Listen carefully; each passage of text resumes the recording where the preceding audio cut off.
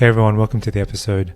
And today I want to talk about a very specific question that it's been on my mind for quite some time now. And it's a question that I get from a lot of early stage startup founders, especially those who are kind of building their companies for the first time. And it's basically, how do you build a data room? And how do you build an effective data room that's going to get investors over the line and excited about what you're doing? Because I think building a strong data room is a bit of an underrated notion, and I think that if done correctly can go a long way to getting people excited about what you're doing, investing in what you're doing. So I hope that this episode gives you some of those insights. And if you don't know who I am, my name is Barry Wanada. I'm an engineer, I'm a founder and investor, and I've worked with hundreds of founders and startups across Silicon Valley and around the world. And my mission is to inspire the next generation of entrepreneurs. And if you like this content, feel free to subscribe or like and share it with your friends. So let's get into it.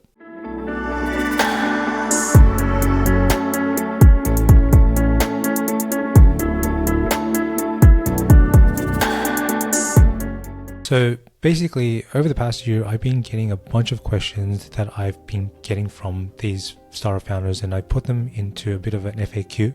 So for this episode, I'm just going to go through question by question some of the sort of high level curiosities I've received from founders who are kind of interested to learn more about the concept of the data room, but how to do it properly. And so obviously the first one is, what is a data room and do we actually need one? So a data room is basically just a repository. It's just a holding area of stuff that you want to share, and it needs to be shareable. Otherwise, there's no point. And the point of the data room is to really showcase the traction, the growth, the inner workings of your business. And why do you need a data room is also very important, and it really comes down to whether you actually want to share information to other third parties. And in many cases you do, especially if you're raising external funding from outside of your organization, especially from venture capitalists, from angel investors. They want to know more about your organization and what you're building. So sharing them not only the deck, but also a data room is going to go a long way to helping them. And I think that's going to be really where the power of the data room comes in. So the next question I get is, how do you even create a data room? So again, this is probably pretty straightforward, but I think in many cases this can be sort of mistaken. So the best way to create one is to use a third-party service like Google Drive, or it could be something like Box or Dropbox. It doesn't matter, as long as those areas give you the ability to share those materials either through an email link or through a password protection. It doesn't matter. I think being able to share it is probably the most important thing. So if you're able to just create a drive that holds a lot of this information, I think that's the best way to really get started and start sharing the materials. How do you best structure the format of a data room? So I think this is where things can fall by the wayside. I've seen examples of where data rooms are sort of willy-nilly and founders haven't really put any effort into constructing a proper data room. And I think that is probably the worst thing you can do. If you are going to do that, then I don't think you should probably share a data room in the first place. The best way to structure a data room is have some sort of formatting. So one way to do it really is to have folders, have a README. So with folders, probably you can name these folders, categorize them, you can even number them as well.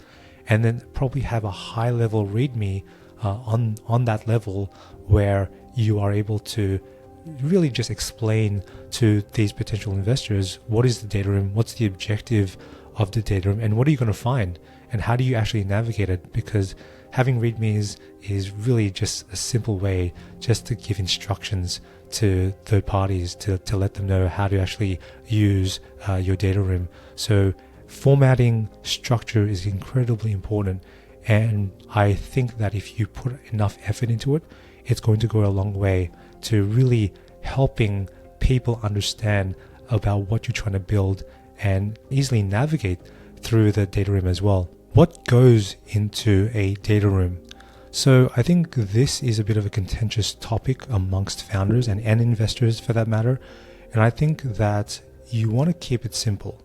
That's probably the most important thing. It doesn't matter what you include, doesn't matter how you include it, but if you can keep things sort of simplified, easy to read, categorized, formatted well, I think that's going to go a long way. So here are some of the sort of non-negotiables that I like to prescribe to founders when you are building the data room for the first time. So the first one is probably have a folder with regards to your incorporation. So if you're incorporating in Delaware or in Singapore or in any other country, I think having documents like that for legal purposes is going to obviously get the ball rolling and tick those effectively preliminary checkboxes of those investors to say, okay, these founders have at least established an entity, they are operating as a business, and they're sort of off to the races. So the next one is the cap table.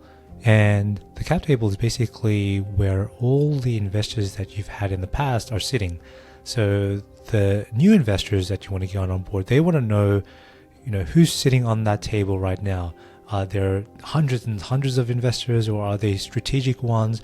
Are there only a few? Are there some VCs mixed in with some angels? So having a cap table is important because you can see clearly and transparently as an investor who you're getting involved with, if you do want to get involved with them as well.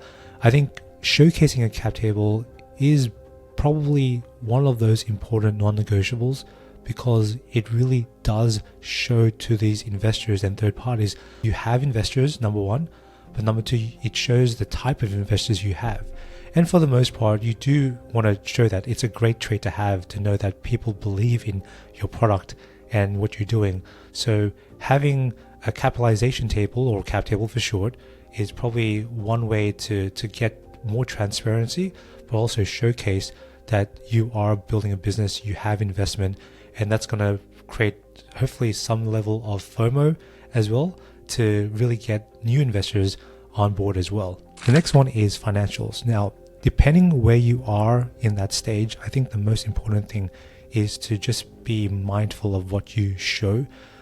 If you are early stage, there's not going to be a lot of traction. So just be mindful that all of this stuff is just going to be projections. But then eventually, as you raise subsequent rounding and you get more traction, that's when you can start to put hard numbers.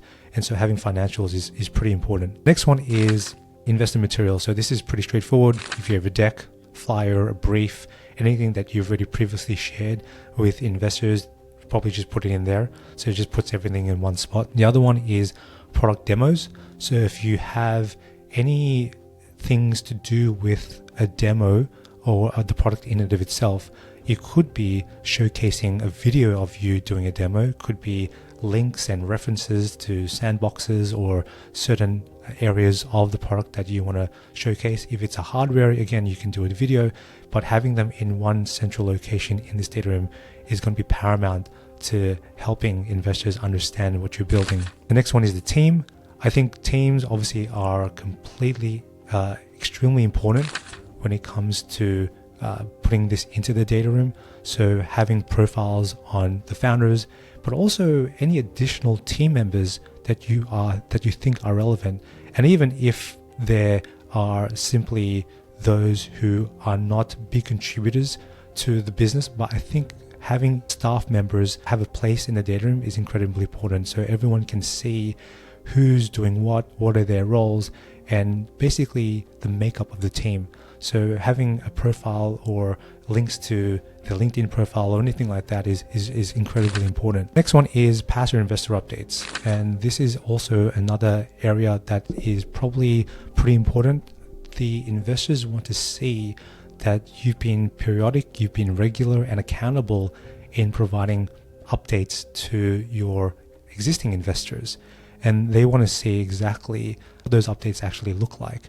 So for the most part, they want to just see that the information that you've been conveying to those investors are pretty much in line to what you've been telling these potential investors. So there's always just a reason for alignment at the end of the day. I think the next one is probably having some sort of traction if you do have any. So anything to do with pilot programs, or if you have customer contracts or metrics on user growth, I think having that in sort of a customer folder or client or user folder is incredibly important. And it goes to show that you are doing something right. And by having some sort of progress there, you're really telling the investors that you are doing something good, and you're actually making headroom in the traction that you're building for the company. And even if there isn't strong customer signed contracts, I think going and showing that you have letters of intent or any sort of interest also will go a long way. Okay, the next one is what shouldn't be included in a data room. So I think I mentioned this previously, where it really is about just keeping it simple at the end of the day. You don't want to overwhelm any of your investors. One thing I would say is just to keep it to those non-negotiables I mentioned. You don't have to convey and put in every piece of information about your business, because it's not relevant. And again, the effort you're putting into it is not going to be rewarded by the investor actually looking into it. For the most part, they'll probably skip it. So you really just want to keep it to those bare essentials, and hopefully gives you some sense of what is actually necessary to build a strong data room. I really want to sum up by saying that the data room is something that doesn't really have to be done, but I think it's also important that it should be done, because even though that, let's say you're an early stage company, especially if you're a founder who's never done this before, having a data room shows that you know what you're doing. It instills confidence in the investors and the other parties who are looking into the data room. But also I think it showcases that you know that you have all your stuff together, you know what you're doing. And I think that's probably the biggest sign, more than anything, that you have got what it takes to build the business, to scale the business, and keep going forward. So I would recommend that you create a data room anyway, and then as the sort of progressive rounds come through, you want to raise your seed round, your Series A round and beyond, you can continue to add to the data room as needed, and perhaps even reformat it, change a few things, but at least you've understood the power of the data room and hopefully get investors over the line. With that, I hope you've enjoyed this episode. I hope it's been insightful. If you do like it, again, give it subscribe or like and share it. It really does go a long way. And feel free to comment about some more topics and questions that you have about fundraising, or it could be building a business. And I hope to answer them in the next episode. Until next time, take care.